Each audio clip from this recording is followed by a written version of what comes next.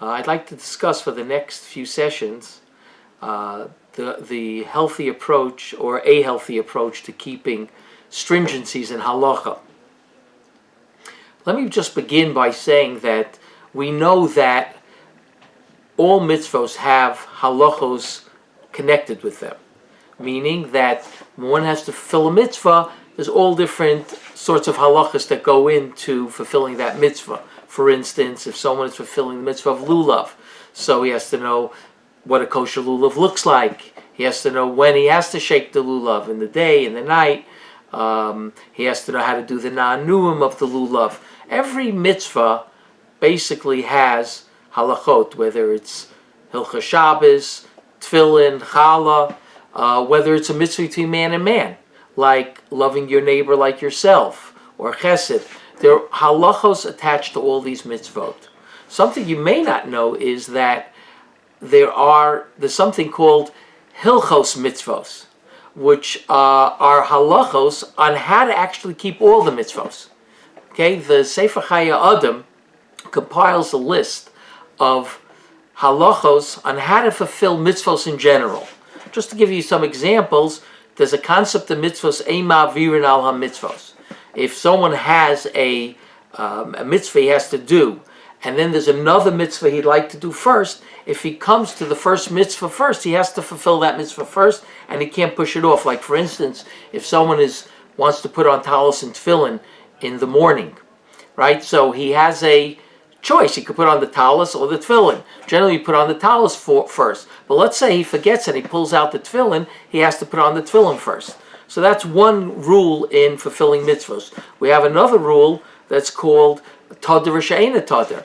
You have two mitzvahs that one you do more often than the other. Tadr Kodim, the mitzvah you do more often, comes first.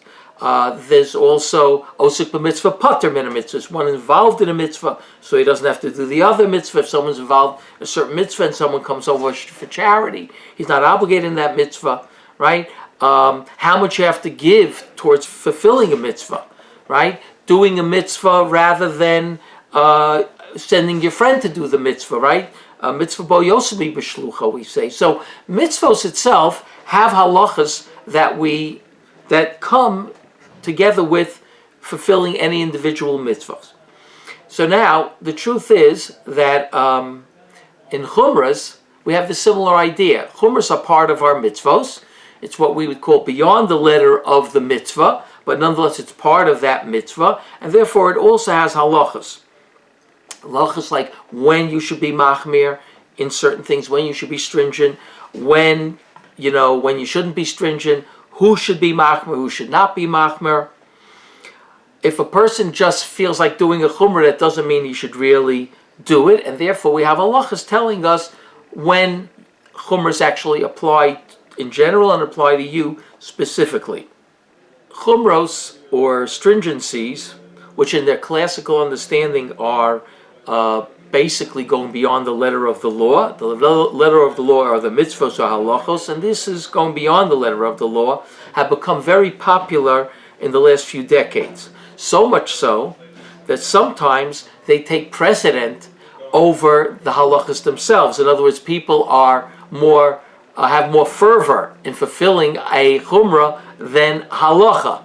So sometimes it becomes quite skewed, which is something that we have to be careful about. In fact, there's a Zionistic rabbi who once said that he's happy that the mitzvah of living in Eretz Yisrael is a mitzvah, not a chumrah, because everyone in Borough Park would have to come if it was really a chumrah. Now that it's only a mitzvah, they don't feel that they have to come, meaning that he was bringing out the idea that sometimes chumras take on their own life as being more important than the mitzvahs themselves.